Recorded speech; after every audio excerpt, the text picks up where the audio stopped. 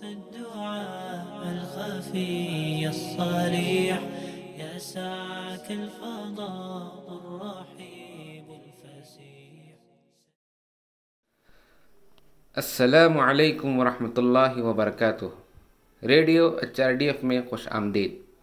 ہجرت کے بعد مدینہ منورہ کے ابتدائی دور میں جب مومنین معاشرتی مسائل اور غیر ملکی خطرات سے گھبرا گئے تو اللہ تعالیٰ نے فرمایا: ام حسبتم ان تدخلوا الجنة ولما يأتكم مثل الذين خلوا من قبلكم مستهم البأساء والضراء وزلزلوا حتى يقول الرسول والذين آمنوا معه متى نصر الله الا ان نصر الله قریب۔ کیا تم یہ گمان کیے بیٹھے ہو کہ جنت میں چلے جاؤ گے، حالانکہ اب تک تم پر وہ حالات نہیں آئے جو تم سے اگلے لوگوں پر آئے تھے؟ انہیں بیماریاں اور مصیبتیں پہنچی اور وہ یہاں تک جھنجھوڑے گئے کہ رسول اور ان کے ساتھ کے ایمان والے کہنے لگے کہ اللہ کی مدد کب آئے گی؟ سن رکھو، اللہ کی مدد قریب ہی ہے۔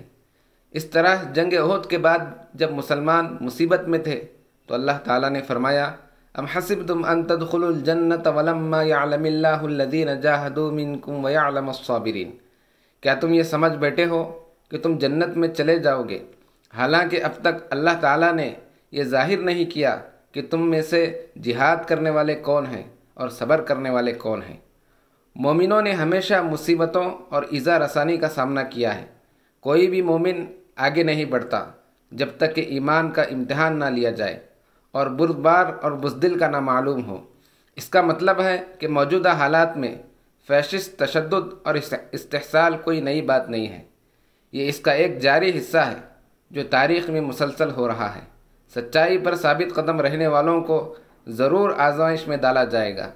ہم میں سے جو محض زبانی ایمان کا دعویٰ کرتے ہیں وہ جنت میں کیسے جا سکتے ہیں؟ قرآن ہمیں یاد دلاتا ہے کہ جب ہم آزمائشوں کا شکار ہوتے ہیں تو ہمیں صبر اور استقامت کے ساتھ ان آزمائشوں کا سامنا کرنا چاہیے، اور اس طرح فتح انہی کی ہوتی ہے جو آزمائشوں پر قابو پاتے ہیں۔ اس کے ساتھ ساتھ قرآن ان ظالموں کو سخت تنبیہ کرتا ہے جو اہل ایمان کو مسلسل اذیت دے رہے ہیں۔ یہ دھمکی اور انتباہ آج کے ہندتوا فاشستوں کے لیے بھی ہے، جو سوچتے ہوں گے کہ اللہ کی پکڑ سے بچ کر کہیں بھاگ جائیں گے، لیکن اللہ کے قوانین کے تحت ان کو ان کے گناہوں کی سزا دی جائے گی۔ اس طرح اللہ اپنے دشمنوں کو مومنوں کے ہاتھ سے روکتا ہے۔ یہ وہ جد و جہد ہے جو ایک مومن کو اس دنیا میں کرنی چاہیے۔ ہمیں جارحین اور جارحین کی مدد کرنے والوں کے خلاف لڑنا چاہیے۔ ہمیں اس سماجی قیادت کے خلاف بھی لڑنا چاہیے جو زمین پر تسلط قائم کرنا چاہتی ہے اور لوگوں پر ظلم کرتی ہے اور برائی پھیلاتی ہے۔ یہ ایک یا 2 دن کی لڑائی نہیں ہے، یہ زندگی بھر کی لڑائی ہے۔ یہ ایک ایسی لڑائی ہے جو 24 گھنٹے بغیر چھٹی کے مسلسل جاری رہتی ہے۔ تو جان لیجئے کہ موجودہ دور میں زندگی بذات خود ایک جد و جہد ہے جہاں دشمن سرنگوں ہیں۔ سمجھے کہ اس طرح سے بحران اور ظلم و ستم صبر کرنے والوں کو پہنچانے اور پیچھے ہٹنے یا سمجھوتا کیے بغیر مسلسل لڑنے والوں کا امتحان ہے۔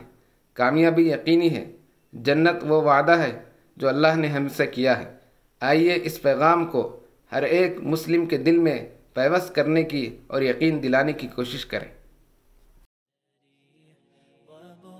الدعاء الخفي الصريح يسعك الفضاء